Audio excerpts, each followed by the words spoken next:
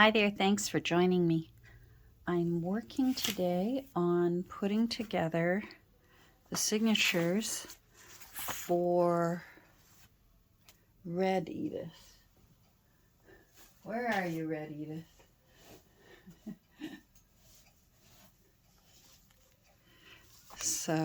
For this one.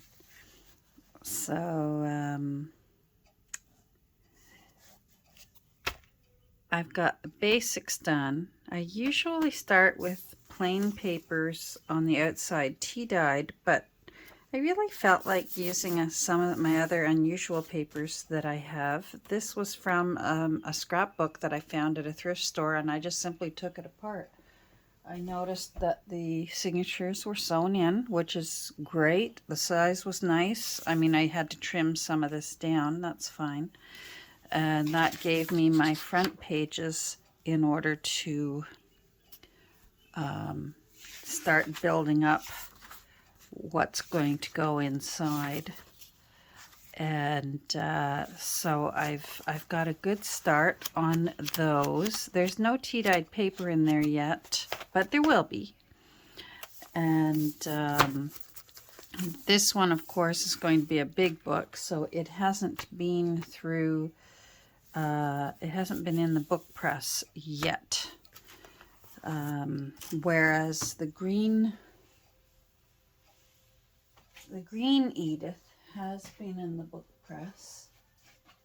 It actually ended up in the book press for 2 nights just because I had a busy day yesterday.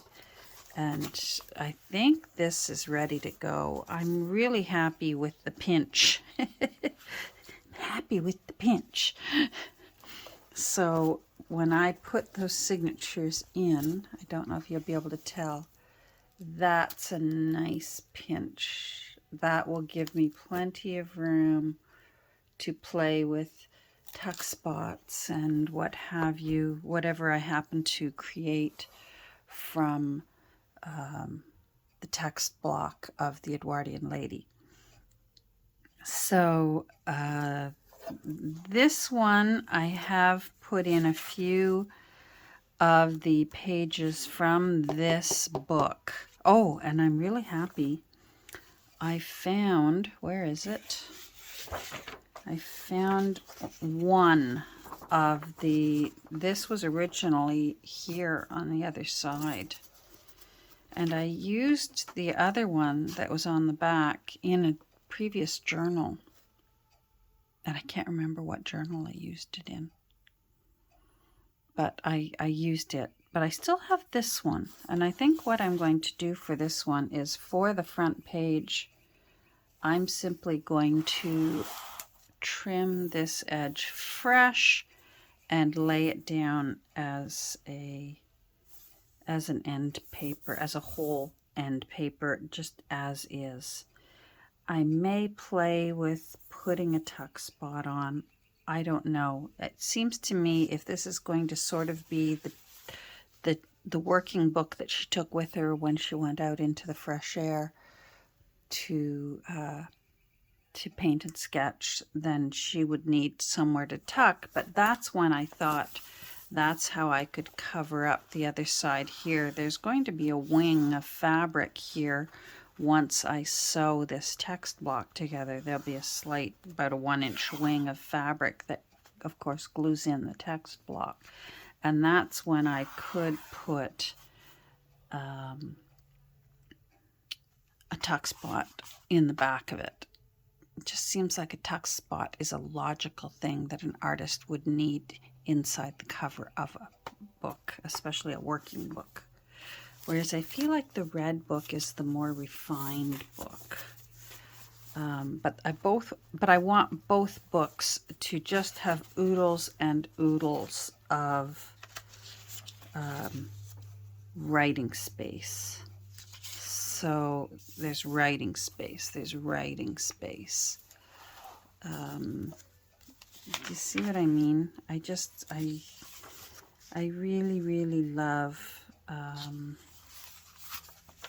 a writer's journal because it still gives the new owner the option of turning it into a pretty journal with all the fun little hiding spots and tags and tucks. And I'm certainly going to have fun making some out of the text block.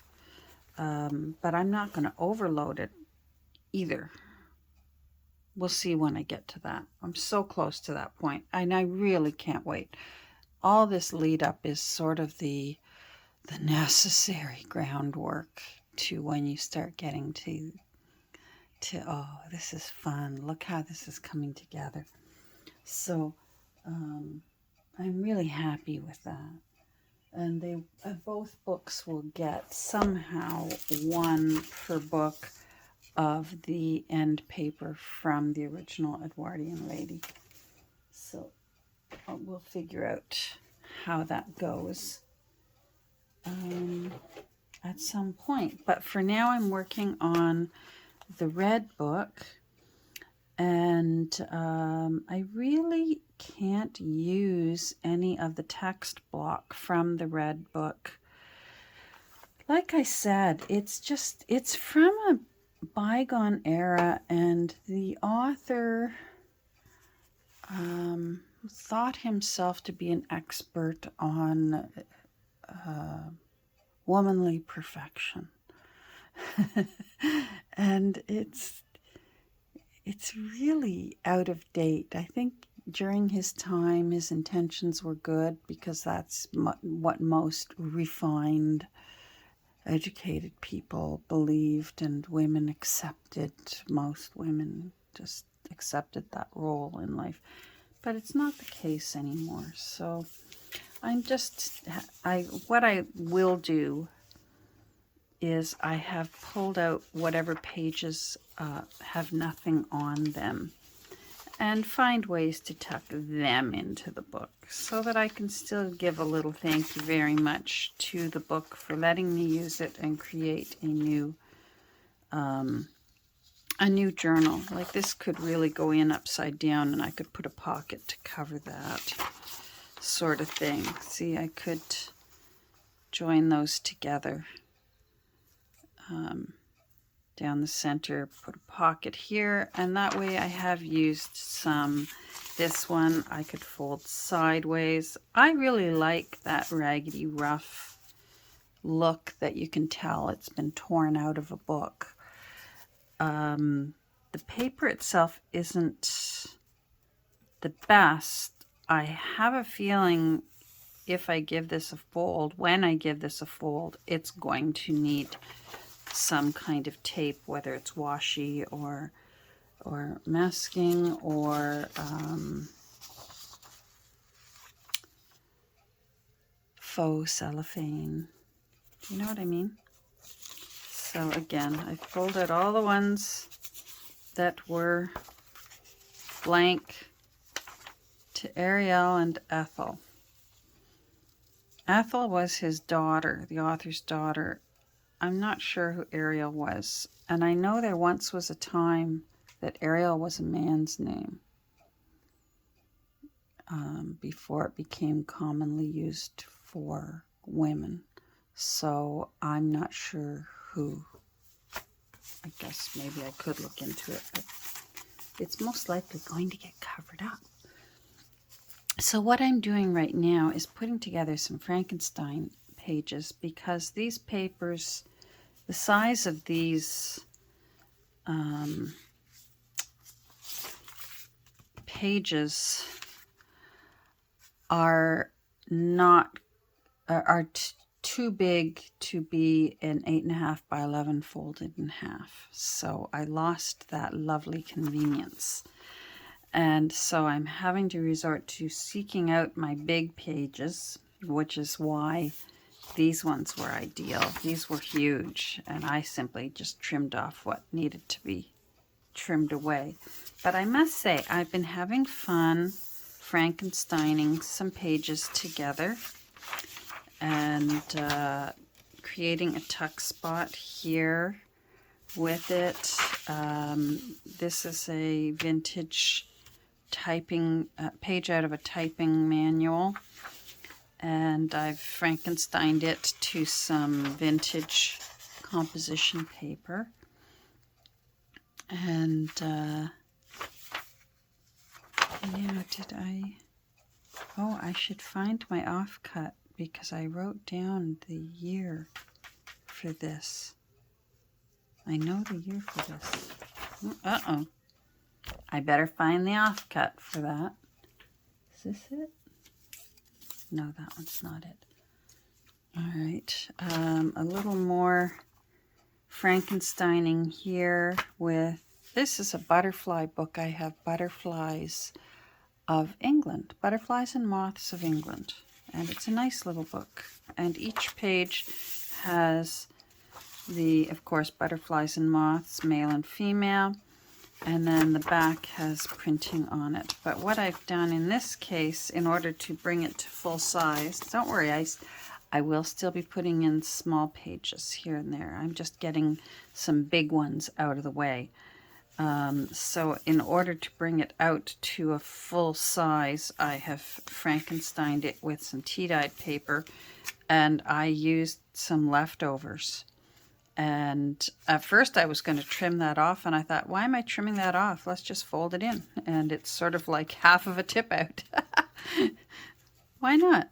And if the new owner wants to just glue that down and make that a tuck spot, that option is there. This turned out to be a perfect size. It's just a folio out of a... Is it a folio? Or did I just pull a single paper out? Uh-oh, I may have to go back. Yeah, I think I got a single paper. Okay, I have to go back. I thought I pulled a folio out. I know what book this is. This is one of those books of the small one-volume encyclopedia type books that are more like a dictionary. And but it's fun because it's got lots of illustrations in it. It's from 1957. This is out of a larger book. I saved the page, tore it out of a book that was this big, as you can see here. And again, I'm leaving that there. I like it. This is from an old organ student's book on how to learn the organ, and it's from 1914. Some more music, 1948. And then this one's cool. This is a book on letter writing. And it just needed a tiny bit of trimming to be the right size. It's from 1906. So let's see how many. 1, 2, 3, 4. Oh, that one doesn't count. It's not a folio. So now where were we? Let's start again. 1, 2, 3, 4, 5, 6, 7. So we need, we're doing 11, so we need 4 more of what I call interesting pages. So I have some pages that are from Learn How to Draw books, and I like them because they're black and white, and this is kind of fitting because it's drawing. Now, where is my Edith template? Let's see how much. So that's just going to be shy. That's close enough. Now these, I think for this one I will take that off. I think that will just, it's so curly it will eventually become a nuisance. So I think I will take it out as far as I can and take it off. There we go. This one is from 1949. So that can go in. Isn't that nice with the trees? I thought it was kind of fitting to go into the red book because it's got the oaks, old oak, oak, And of course, the red book has Edith's drawing of the old oaks in it. So there we go. That will make for another interesting non-blank page. This one's kind of cool. It's a book I have from 1901 on mushrooms. And of course, I mean, Edith and mushrooms. Who doesn't love Edith's mushrooms? So, and it's just about the right size. It only needs a tiny bit of trimming. And I've got lots of room to trim. Look at the borders that they gave me. So I think what I will do is trim from the bottom. I'm going to move the 19... Oh, that's green pen. Oh, jeepers. This is a pencil. I'm going to move the 1901 up higher. It's a really neat book. It's just mushrooms and toadstools. And it's all in black and white, so that's cool. So there we go. Hopefully you can't hear that music in the background. I left my music downstairs going, and I don't want it to be heard in the background, or it'll be, my video will be taken down. There we go. And then, since this is already trimmed, I know that that's the size I want. And I think I don't need a pencil mark if I simply get it close enough. I'm going to bring it in a bit because this will probably be more in the center of the signature. I could probably flip those and make tuck spots, but I don't want to bulk it up too much yet with tuck spots. I'll save these. You never know. Belly bands. It's really nice paper. It's very thick.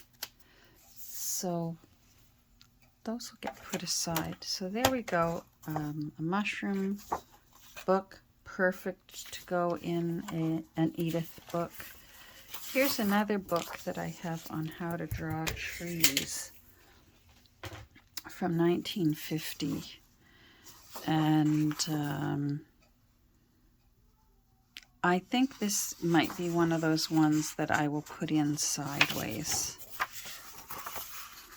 And I will bring it out a bit. I'm going to fold it a little uneven. Can you see how that is not, I'm not making it even on both sides so that I can bring that one out a bit.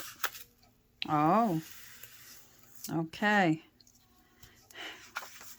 See that? Crack. That's going to need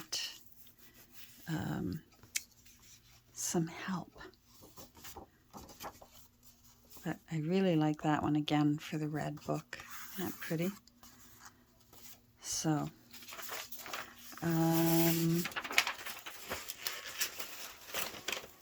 here's where I got a lot of tea-dyed papers, ledger papers. I've got a paper from Nancy. I've even got a little hardware store thingamabob. I was thinking of putting this in. This is came in Happy Mail from Camille. So I'm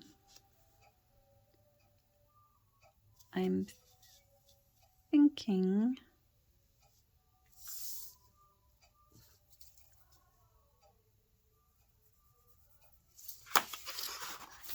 if I give that a little pinch, then I know where I want it and I can fold it. These kind of pages are so nice to have here and there in books because they're really nice and heavy and they can hold up to, you know, a pocket that has maybe a doily sewn onto it as the tuck spot. Oh, that turned out perfectly. Okay, that was a happy accident. That this thistle is that whole side there. That turned out nice. So is that 11?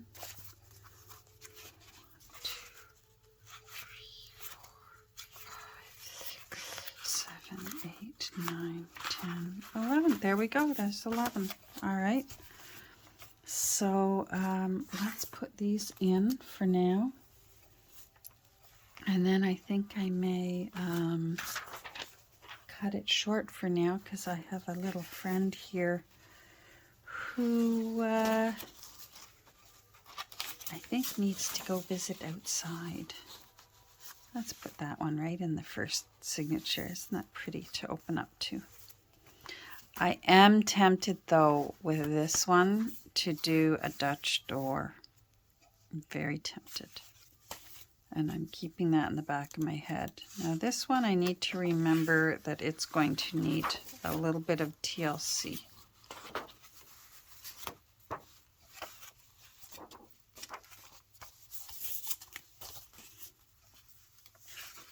Mushrooms.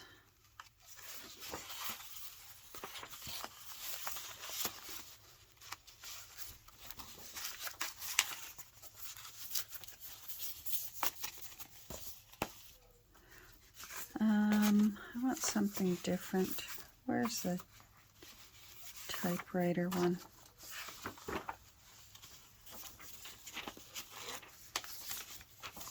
There we go.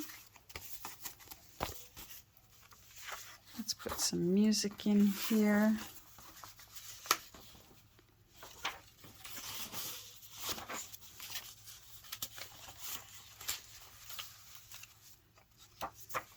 That's old paper here, but it was still tough enough to let the sewing machine go through it and not fall apart, so I was happy with that. Organ music, let's put you in here. I like that, Youthful Dreams. So, and it's got red and green on it, which is the books. All right, let's put the trees in here. Now, I always reserve the right to still flip-flop them around if I decide I want them somewhere else. I still haven't decided with these pages here whether I'm going to Frankenstein them and like maybe even just sew you know, an index card or a Rolodex card. That can be fun to just sew onto there, sort of thing. So, or just leave it be. Some music. Oh wait, I think I just did music. Did I just? No, that was the letter writing page. Okay, let's put some music in.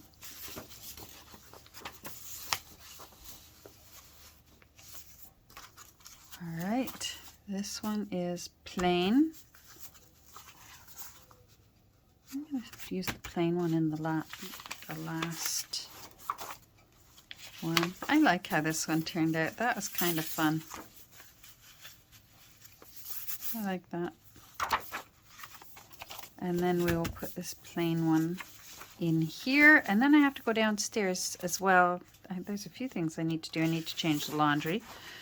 And I also tea-dyed a whole bunch of huge sheets of paper. So that I want to get them into the press rather than iron them. And so I can get a bit more tea-dyed paper into here. So that's coming along in thickness, but it's still, once that gets pressed, that's going to come down to about there, and it's there right now. So pressing really makes a huge difference. I'm really, like I said, I'm not too concerned about using a lot of pages with birds on them or with even though there are a few, like I've used trees in this one and some butterflies, but I don't want to overdo it. I really want the pages from the Edwardian Lady to be the ones that stand out. So, and then again, like I said, lots of room for writing. All right, so yeah, you know what? We did pretty well today. I think we're at probably, I think, about 26 minutes, 27 minutes. So thanks for joining me. I'm going to put these in the press, even if it's just for a couple hours while I go down and get those things downstairs done that I need done. And I'm going to find I'm going to find a full folio of this, because I think that would be fun, especially if I can find one with bugs or something. Like, I just thought that one was so perfect, and it didn't occur to me that it's not a full page. Thanks for joining me. If you're still here after all this, I hope you'll hit like down below and even say hi. And we'll get together soon. Talk soon. Bye.